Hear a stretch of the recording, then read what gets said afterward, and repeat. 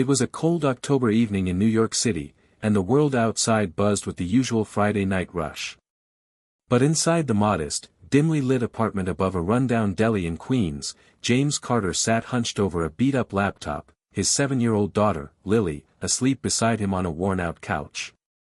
James, once an aspiring musician, was now a part-time dishwasher, full-time single dad, and barely holding it together human being.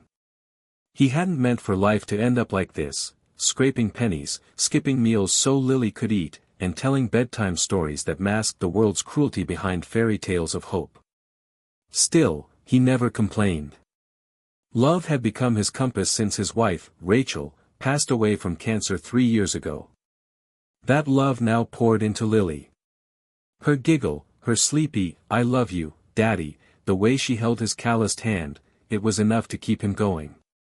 That evening, James was rushing to complete an online application for a night security job. Bills were piling up. Rent was overdue. But just as he pressed submit, his phone buzzed.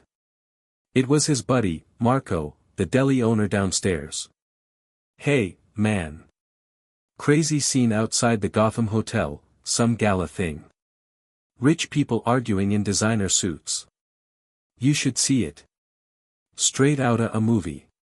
James chuckled, shaking his head. Must be nice to have problems that come with champagne. But something inside him stirred, a strange urge to take a walk. Maybe it was exhaustion. Maybe it was fate. He gently covered Lily with a blanket, grabbed his jacket, and stepped into the cold night air.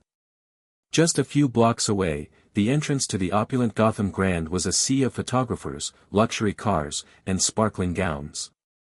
That evening, the Hearts for Humanity Gala was in full swing, a glittering celebration of the city's elite coming together for charitable causes.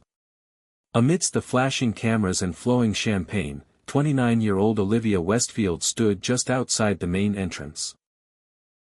Her cheeks flushed, not from the wine, but from rage. "He doesn't own me," she muttered, trying to compose herself. Her voice shook, not with fear, but disappointment. The source of her frustration? Damian Blackstone, her ex, and the son of a billionaire investor. His arrogance knew no bounds, and tonight, when he saw Olivia talking with a nonprofit founder instead of standing beside him, he exploded, accusing her of using the gala to embarrass him. "You'll never make it on your own," he spat, venom laced with entitlement. That's when James turned the corner. He hadn't meant to get involved. He was just passing by. But when he saw a man in a tuxedo gripping a woman's arm too tightly, his instincts kicked in. Without thinking, he stepped forward. "Hey. That's enough." The voice was calm, firm, carried not by wealth, but by conviction. Damian turned. "Who the hell are you?" "Just someone who knows a line's been crossed." Olivia's eyes widened. She didn't know who this man was. Dressed in scuffed boots and a faded jacket, but his presence was a lifeline. Damian scoffed. "You're nobody. Walk away." James didn't flinch. "Then let her go. Because if you're so big, you don't need to put hands on anyone to feel powerful." Security started to notice the commotion. Damian cursed under his breath, let go of Olivia, and stormed off, muttering something about irrelevant people and charity trash. James turned to Olivia. "You all right?" She stared at him for a moment, this complete stranger who risked being humiliated for her sake. "Yeah," she said quietly. "Thanks." He nodded and turned to leave. "Wait," she called after him. "Please. Stay." They ended up on a quiet bench a few blocks away, sipping hot cocoa from a food truck James had known for years. "Olivia," she introduced herself, unsure why she felt so comfortable sharing her real name. "James," he said. She noticed his hands, rough, marked by labor.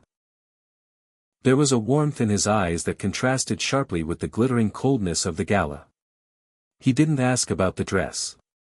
Or the money. Or why she was at the gala. Instead, He asked about her, what made her laugh, what gave her peace, what broke her heart. So she told him. About growing up rich but feeling empty. About starting her own non-profit for single mothers despite her family thinking it was beneath her. About feeling lost in a world that valued designer bags over human decency. He listened. Like really listened. Not the way men at galas did, to impress, but with intent, like her words mattered.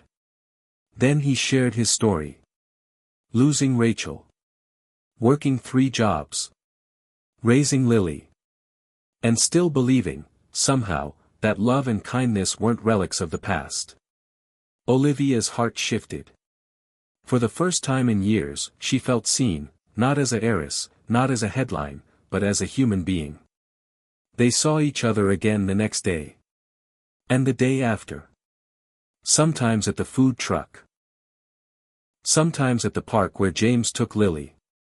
They talked about books, music, childhood dreams. Olivia brought puzzles for Lily, and James brought jokes that made her laugh in a way Damien never could. One day, Olivia showed up at James's apartment, with real groceries, a guitar for Lily, and tears in her eyes. "You told me once," she whispered, "that the world breaks people. But I think it also brings them exactly who they need, when they least expect it." James didn't know what to say. He had no suit. No savings. Nothing to offer her but his heart. But Olivia wasn't looking for diamonds. She was looking for truth. A few weeks later, Olivia hosted a community benefit in Queens. It wasn't in a ballroom. It was in a park near James's neighborhood. No dress code. No valet parking. Just warmth, music, and stories. When she introduced the keynote speaker, she fought back tears. "I used to believe love was about grand gestures," she said to the crowd. "Now I know, it's about quiet courage. Like the kind shown by a man who stepped into an argument not knowing who I was, but choosing kindness anyway." James stepped up, holding Lily's hand. His speech was simple. "I don't have much. But I know what matters. And it's not money or status. It's what you do when no one's watching.